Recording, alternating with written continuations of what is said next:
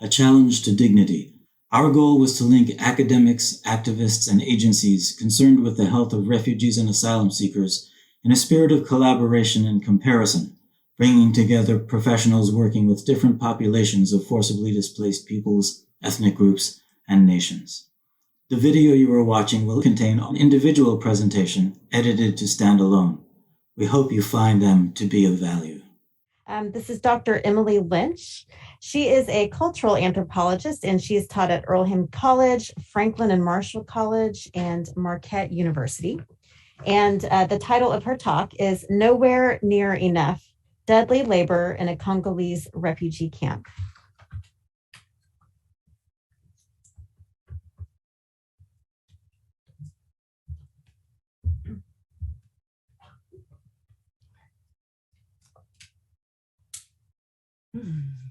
Hi, good afternoon.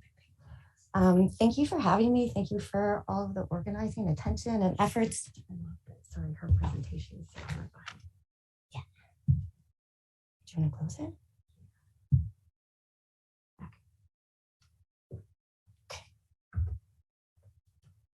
Okay, so thank you for all of the energy and time. The talk today is about Rwanda and a Congolese camp there. We're currently the site of multiple refugee camps and transit centers. There are more than 60,000 Tutsi Congolese waiting to return to their country since 1997. The Gihembe camp in Rwanda was the site of my fieldwork and was founded to house and protect refugees in response to large-scale killing, disorder, and emergency in Eastern Congo. North Kivu, their home, has been an area of instability for decades, leaving refugees unable to return to Congo, but somehow unwelcome to remain in Rwanda. Having dwelled in camps now for 24 years, refugees live in a constant state of general normalized emergency, wherein the creation of permanent solutions and a means for a better life by the governing humanitarian body are limited.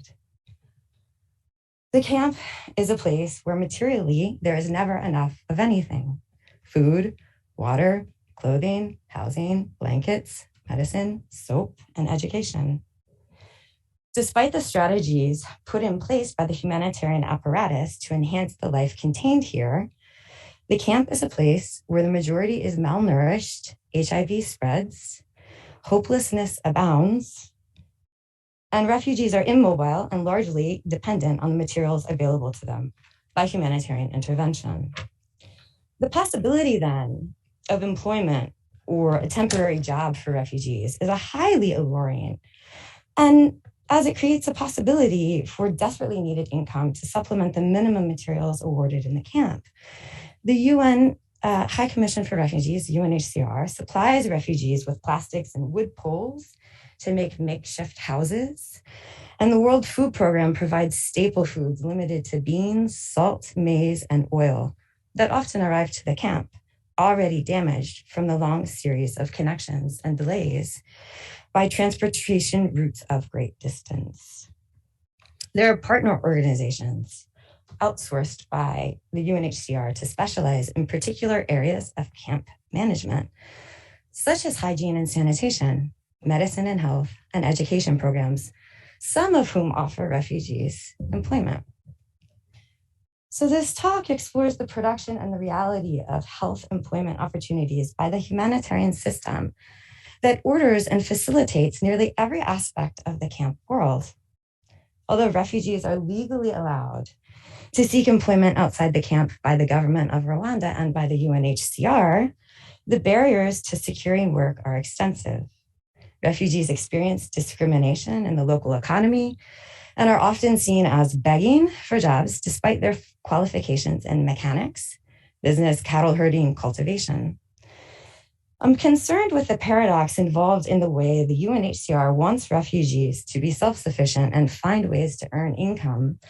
At the same time, it sees them as needy, unthankful, and begging. So in order to try and create a better life, an extension of some of these dynamics is seen through these small programs for refugees and employment inside the camp, facilitated by its partners. The jobs often elicit refugees to take up inequitable and dangerous forms of employment to survive and supplement basic needs. And one source of employment is through the American Refugee Committee, the ARC. It's a partner organization to the UNHCR that provides basic or simple health services in the camp. The ARC is also in charge of all camp operations concerning hygiene and makes jobs associated with this task available to a few refugees, primarily to renew and build pit latrines stationed in the housing quarters. The latrines are daunting structures covered in plastic, bearing the UNHCR insignia of hands outstretched in the shape of a house, ostensibly inviting the person into the fold. The smell of raw sewage from the latrines carries well, assisted by a breeze and the warmth of the sun. Constructed out of weak wood and intentionally ragged plastics to release some of the smell contained inside, below resides waste at its maximum capacity, 10 meters deep. The latrines grow old and are retired just as a new pit is renewed directly in front or alongside of the last.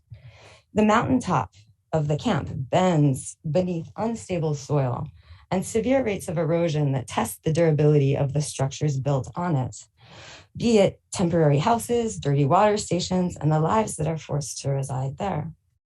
The structures, not the refugees' lives, are built and rebuilt as time in the camp passes.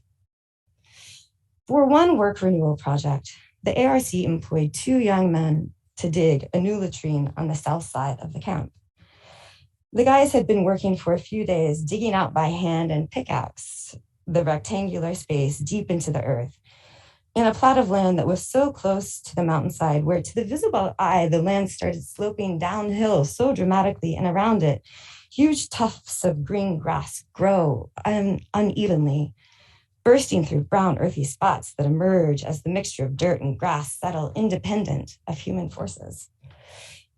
The ARC refugee workers dug for hours, delving into the earth, making a negative space as they emptied it out, struggling to get the earth up to the top of the pit without an assistant on the other side of the hollowed out cave. They worked with buckets and springs, pulling up the dirt in chunks weighing 10 kilos apiece. The workers are deep inside this pit, and they sense it as such, feeling the size of the rectangle closing in on them, the crumbles of dirt hovering around, suspended in the air as they continue to dig. Peering into the pit later, the life frame of and for these workers was limited. In a few elapsed short moments, something gave way. The pressure of dirt was unleashed, and the weight of the world as contained in the immediate lump of earth around them fell in on all sides, in all directions. And the gravity up there pulled in heavily, going just simply somewhere else. It gave way, and they were without oxygen. And finally, the weight of the camp world pushed down heavily on them. And so they were buried alive, and the men did not find the end to their highly cherished workday this day, or the meager pay that they were awarded for finishing the job assigned to the ARC by the ARC. And it's said that they were found more than 4 hours after the pit collapsed. Other refugees discovered them. One man, they say, positioned on the side of the pit that caved in more severely, was discovered in the direction or in the pose of a runner. They said he was trying to escape the camp, trying to sprint his way out. People described his figure as they found him twisting their arms as they reached out in front, raising their knees, referencing the Olympics and how running to the finish line was something that they aspired to be good at, to get out. Everyone craned their heads back and upward to the skies, showing how his head was situated and the earth had blocked his lungs. Everyone kept repeating how less and less free he was. The accident was talked about for days and weeks and beyond that, of course, and the details of what happened and how they were discovered and what they looked like dead and in the pit. And the talk and the gossip were efforts to know this kind of death and to make it more dignified. Is it possible? The families need attention given to what was lost, and the talk around the events focused on the general feelings of neglect and abuse and was supported by the frequency of refugees killed doing labor for the ARC in the pits. Some around the accident site hovered and claimed this was at least the 40th refugee in recent years to die this way. But who keeps count anyway? Refugees and humanitarians alike realize that latrines are a mandatory object to life in the camp. But the ability to provide safer systems cannot be realized because the camp is justified as a temporary residence, an impermanent arrangement that I suppose just happens to stretch on for decades. And so everyone is encouraged to work within the existing guidelines for camp infrastructure, the standards for pit latrines, standards for the standards that the ARC implements in alliance with the UNHCR's approval to require the pit to be 10 meters deep. This is the equivalent to a US office building 3 stories tall. When this particular pit fell, it was only half of its final depth, far less than 5 meters deep, in fact. The humanitarian apparatus in the camp knows how dangerous their regulations and rules are in enforcing such depths in such unstable soil.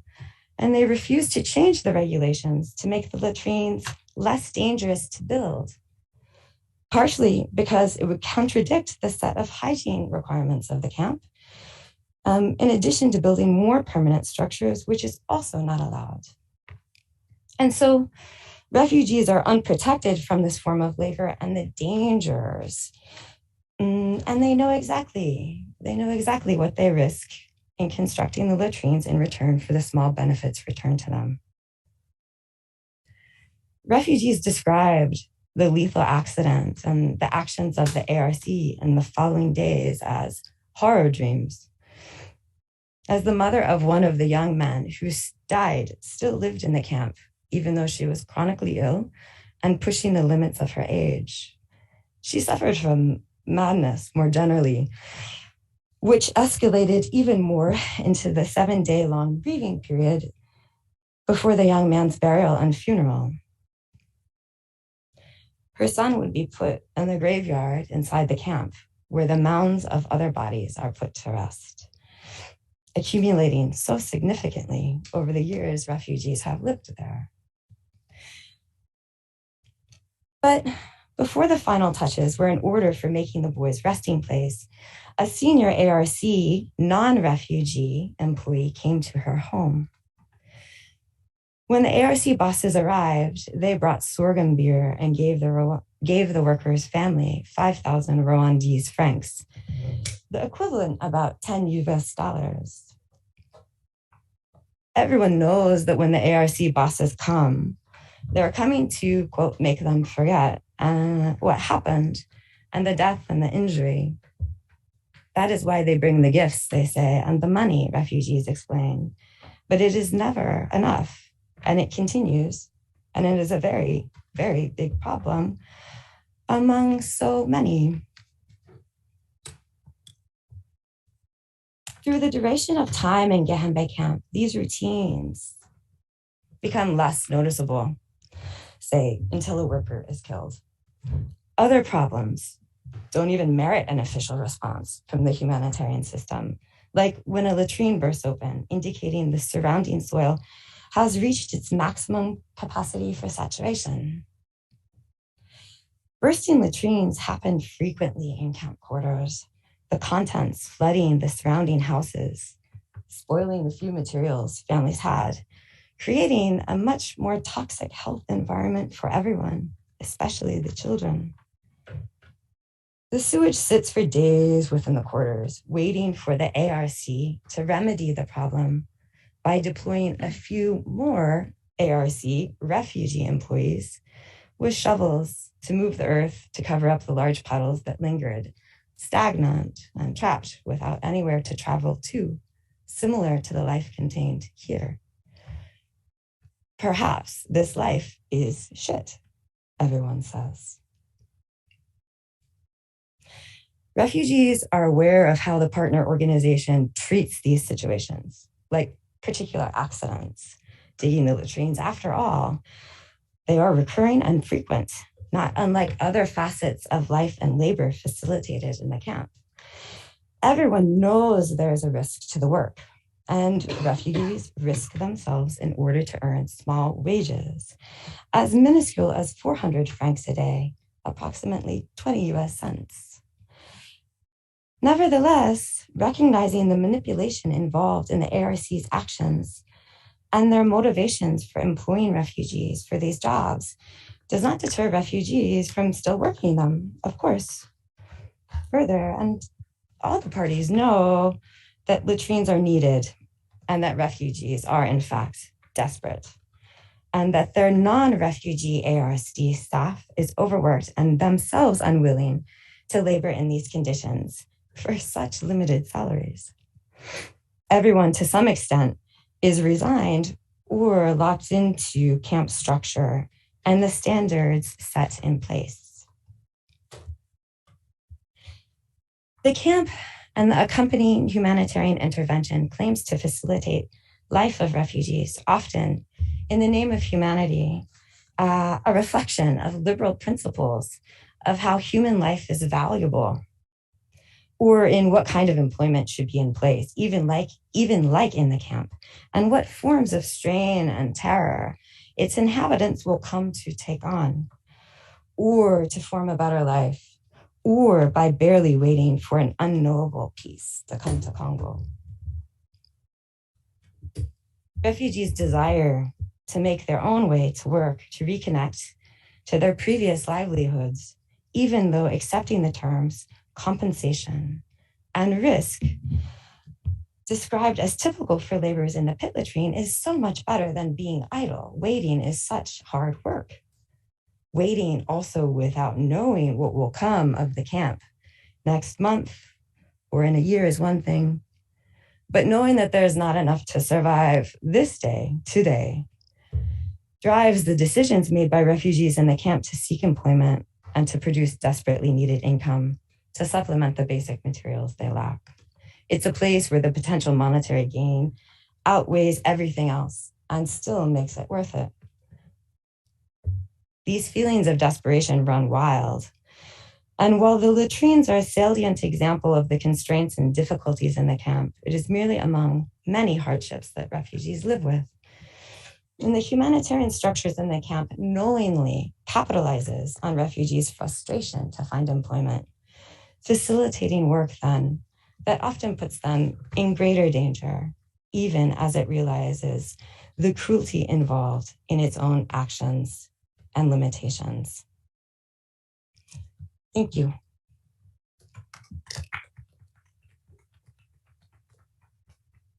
Thank you so much for sharing your scholarship with us. I wanted to open it up for some questions or comments, responses.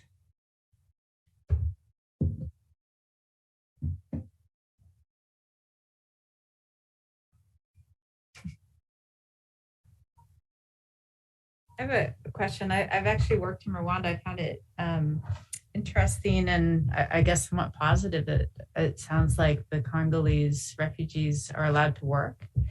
And I was wondering, but you said there's stigma and it's hard for them, legally to integrate. Yeah, legally the policies there. I was just wondering if you could just talk a bit about, Rwanda's policies towards displaced populations, because they do have several different sort of border displacements, and where you see that, compared to other countries, there are some things that look promising, but also the things that are structurally, sort of creating this kind of distress and risk. One of the things that's always been most striking to me is that to be a host country, you have to provide two things: space and security. So literally, safe space. The particular group in Gihembe camp were the subject of a massacre, 96, 97. People don't agree about dates of the massacre for very politicized reasons. But it was in a place called Mudende. And so that's still a sort of contested massacre in particular.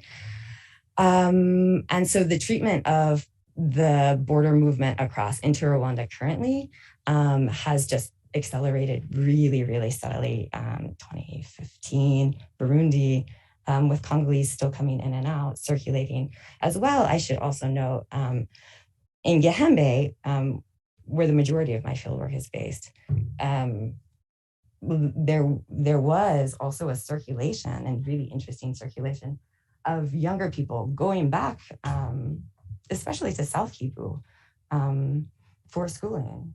So again, this is another example of like what opportunities and what risks are refugees willing to take, because like, what else is there, you know? A real mixed story. Yeah.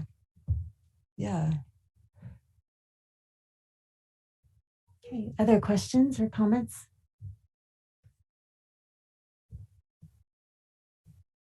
My comment is on this last session as a whole, having the title of Health Status of Refugees and Asylum Seekers. And I think this last presentation by Emily addressed health status of refugees just as precisely as the other three presentations did, but from a very different standpoint and in a very different way, focusing on a specific instance in which health status was, as you say in your title, deadly, based on deadly labor.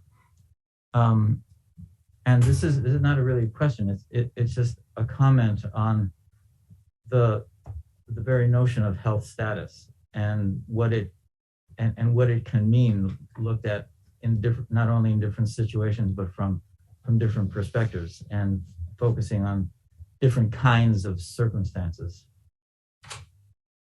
In this case, it dramatically shows the relationship or complementarity, let's say, of ethnographic and an epidemiological approach for among other things.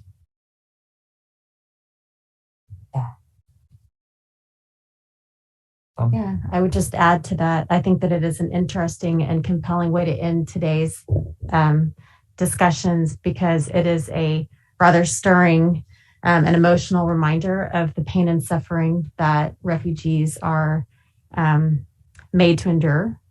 And also it underpins the importance of us being here and, being invested in trying to find improvements for health outcomes for refugees worldwide. So thank you for that.